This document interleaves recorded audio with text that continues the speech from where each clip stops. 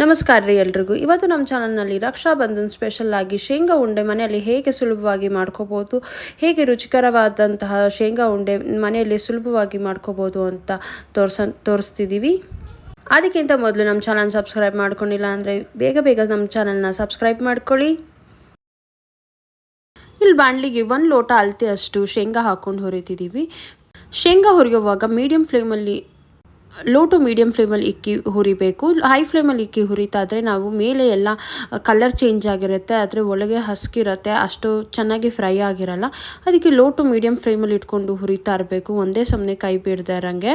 ನಾವು ಎಷ್ಟು ಚೆನ್ನಾಗಿ ಶೇಂಗಾ ಹುರ್ಕೊಂಡಿರ್ತೀವೋ ಅಷ್ಟು ಚೆನ್ನಾಗಿ ಟೇಸ್ಟ್ ಇರುತ್ತೆ ಉಂಡೆಯಲ್ಲಿ.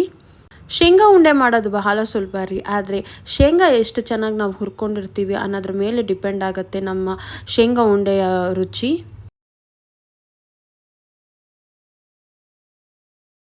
ಅದಾದಮೇಲೆ ನಾನು ಈ ಥರ ಸಿಪ್ಪೆ ಬಿಡಿಸ್ಕೊತಿದ್ದೀನಿ. ನೀವು ಬೇಕಾದರೆ ಮರದಲ್ಲೂ ನೀವು ಬಿಡಿಸ್ಕೋಬೋದು.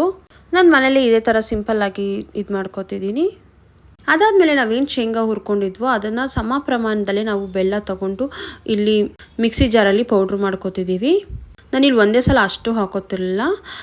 ಮಿಕ್ಸಿ ನಾವು ಫುಲ್ಲು ನೈಸಾಗಿ ಮಾಡ್ಕೋಬಾರ್ದು.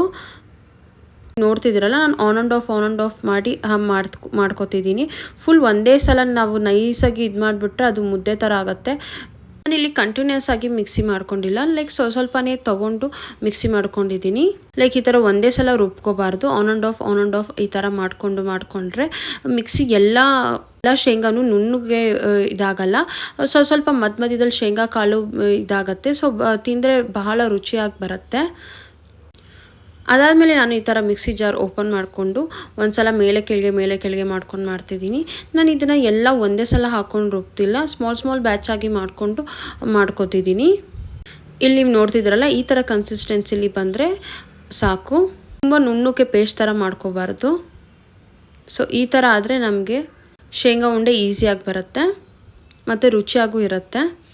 ಸೊ ಇದು ನಾವು ಮಾಡ್ಕೊಂಡಿರೋ ಅಂಥ ಫುಲ್ಲು ಶೇಂಗಾ ಮತ್ತು ಬೆಲ್ಲ ಹಾಕ್ಕೊಂಡು ಮಾಡ್ಕೊಂಡಿರೋ ಅಂಥದ್ದು. ಇಲ್ಲಿ ನಾನು 1/2 ಕಿಲೋ ಶೇಂಗಾ ತೊಗೊಂಡು 1/2 ಕಿಲೋನೇ ನಾನು ಬೆಲ್ಲ ಹಾಕ್ಕೊಂಡಿದ್ದೀನಿ. ಅಂದರೆ 250 ಗ್ರಾಮ್ಸ್ ಬೆಲ್ಲ, 250 ಗ್ರಾಮ್ಸ್ ಈಕ್ವಲ್ ಆಗಿ ನಾನು ಶೇಂಗಾ ತೊಗೊಂಡಿದ್ದೀನಿ. ಸೊ ಸಮ ಪ್ರಮಾಣದಲ್ಲಿ ನಾನು ಇದನ್ನ ಒಂದು ಲೋಟದ ಮೆಷರ್ಮೆಂಟ್ ಮಾಡ್ಕೊಂಡಿದ್ದೀನಿ. ಇಲ್ಲಿ ನಾನು 3ರಿಂದ 4 ಸ್ಪೂನು ಬಿಸಿನೀರು ಹಾಕೋತಿದ್ದೀನಿ. ನಂದು ಸ್ವಲ್ಪ ಕ್ವಾಂಟಿಟಿ ಜಾಸ್ತಿ ಇರೋದ್ರಿಂದ ಸ್ವಲ್ಪ ಜಾಸ್ತಿ ಹಾಕೋತಿದ್ದೀನಿ. ಚಿಕ್ಕ ಲೋಟ ಪ್ರಮಾಣದಲ್ಲಿ ಮಾಡ್ಕೋತಿದ್ದೀರಾ ಅಂದರೆ 2ರಿಂದ 3 ಸ್ಪೂನ್ ಸಾಕಾಗತ್ತೆ. ನಾನಿಲ್ಲಿ ಸ್ವಲ್ಪ ಜಾಸ್ತಿ ಉಂಡೆ ಕಟ್ತಿರೋದ್ರಿಂದ ನಾನು ಜಾಸ್ತಿ ಒಂದು 2ರಿಂದ 4 ಟೇಬಲ್ ಸ್ಪೂನ್ ಜಾಸ್ತಿ ನಾನು ಬಿಸಿನೀರು ಹಾಕೋತಿದ್ದೀನಿ. ನೋಡ್ಕೊಂಡು ಹಾಕೋಬೇಕು, ಬಿಸಿನೀರು ಜಾಸ್ತಿ ಹಾಕೋಬಾರ್ದು. ಸ್ವಲ್ಪ ಬಿಸಿನೀರು ಹಾಕ್ಕೊಂಡು ನಾವು ಕಲಿಸ್ಕೊತಿದ್ರೆ ಉಂಡೆ ಮಾಡೋಕ್ಕೆ ಶೇಂಗಾ ಉಂಡೆ ಬಹಳ ರುಚಿಯಾಗಿ ಬರುತ್ತೆ.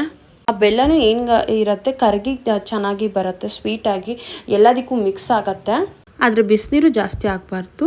ಈ ಥರ ಎಲ್ಲ ನಾನು ಬಿಸಿನೀರನ್ನ 2ರಿಂದ 4 ಟೇಬಲ್ ಸ್ಪೂನ್ ಹಾಕಿ ಕಲಸಿಕ್ಬಿಟ್ಟು ನಾನು ಈ ಥರ ಸ್ವಲ್ಪನೇ ನೀರು ಹಾಕ್ಕೊಂಡು ನಾನು ಈ ಥರ ಕಲಿಸ್ಕೊತಿದ್ದೀನಿ. ಸೊ ಎಲ್ಲ ಕಡೆನೂ ಇದು ಸ್ಪ್ರೆಡ್ ಆಗಬೇಕು ಈಕ್ವಲ್ ಆಗಿ. ಇದು ನೀರು ಒಂದು ಕಡೆ ಇದೊಂದು ಕಡೆ ಆಗಬಾರ್ದು ಅಂತ ಸ್ವಲ್ಪ ನೀರು ಹಾಕ್ಕೊಂಡು ಫುಲ್ ನಾನು ಪರಾತ್ಗೆ ಹಾಕ್ಕೊಂಡು ಕಲಿಸ್ಕೊತಿದ್ದೀನಿ. ಇಲ್ಲೆಲ್ಲ ಈಕ್ವಲ್ ಆಗಿ ಕಲಿಸ್ಕೊಂಡಾದ್ಮೇಲೆ ನಾನು ಈ ಥರ ಒಂದು ಲಿಡ್ ಕ್ಲೋಸ್ ಮಾಡಿ ಮುಚ್ತಿದ್ದೀನಿ. ಇದ್ರ ಒಂದು 10ರಿಂದ 15 ನಿಮಿಷ ಸೆಟ್ ಆಗೋ ತನಕ ಮುಚ್ಚಾದ್ಮೇಲೆ ನಾನು ಈ ಥರ ಉಂಡೆ ಕಟ್ತಿದ್ದೀನಿ. ಇಲ್ಲಿ ನೋಡ್ತಿದ್ದೀರಲ್ಲ, ಎಲ್ಲನೂ ನೀಟಾಗಿ ಸೆಟ್ ಆಗಿ ಈ ಥರ ಬರುತ್ತೆ, ತುಂಬ ಸಾಫ್ಟಾಗೂ ಬರುತ್ತೆ. ಮತ್ತು ನೀವು ಇಲ್ಲಿ ವಿಡಿಯೋದಲ್ಲಿ ನೋಡ್ತಿರೋ ಹಾಗೆ ಫುಲ್ಲು ಶೇಂಗಾ ಫುಲ್ ಪೌಡ್ರ್ ಹಾಕಿ ಮುದ್ದೆ ಥರನೂ ಆಗಿಲ್ಲ. ಸೊ ಶೇಂಗಾ ಚಿಕ್ಕ ಪೀಸು ಇರುತ್ತೆ, ತಿಂದರೆ ಬಾಯಲ್ಲಿ ರುಚಿನೂ ಇರುತ್ತೆ. ಮತ್ತು ನಾವು ಬಿಸಿನೀರು ಹಾಕಿರೋ ಮೇನ್ ಇದಕ್ಕೆ ಏನು ಅಂದರೆ ಸೊ ಬೆಲ್ಲ ಕರಗಿನೂ ನೀಟಾಗಿ ಆ ರುಚಿ ಸೆಟ್ ಆಗಿರುತ್ತೆ. ಸೊ ಈ ಥರ 2 ಕಾಯಿ ಸಹಾಯದಿಂದ ಉಂಡೆ ಈ ಥರ ಕಟ್ತಾ ಹೋಗ್ತಿದ್ದೀನಿ. ಸೊ ಇಲ್ಲಿ ನೋಡ್ಬೋದು, ಇಲ್ಲಿ ನಾನು 1/2 ಕಿಲೋ ತೊಗೊಂಡಿರೋದಕ್ಕೆ ಸ್ವಲ್ಪ ದೊಡ್ಡದಾಗಿ ಉಂಡೆ ಕಟ್ಟಿರೋದ್ರಿಂದ ಒಂದು ಜಾಸ್ತಿ ಪ್ರಮಾಣದಲ್ಲೇ ಉಂಡೆ ಆಗಿದೆ, ಒಂದು 10ರಿಂದ 11. ಸೊ ಈ ಥರ ಉಂಡೆ ಕಟ್ಟಿ ನಾವು ಅರ್ಧ ಗಂಟೆಯಿಂದ 1 ಅವರ್ ಸೆಟ್ ಆಗೋಕ್ಕೆ ಬಿಟ್ಬಿಟ್ಟು ಆಮೇಲೆ ತಿಂದರೆ ಇದ್ರದ್ದು ಸೆಟ್ಟು ಆಗಿರುತ್ತೆ ಮತ್ತು ರುಚಿನೂ ಚೆನ್ನಾಗಿರುತ್ತೆ. ಈ ವಿಡಿಯೋ ನಿಮ್ಗೆ ಇಷ್ಟ ಆಗಿದೆ, ಪ್ಲೀಸ್ ಲೈಕ್, ಶೇರ್, ಸಬ್ಸ್ಕ್ರೈಬ್.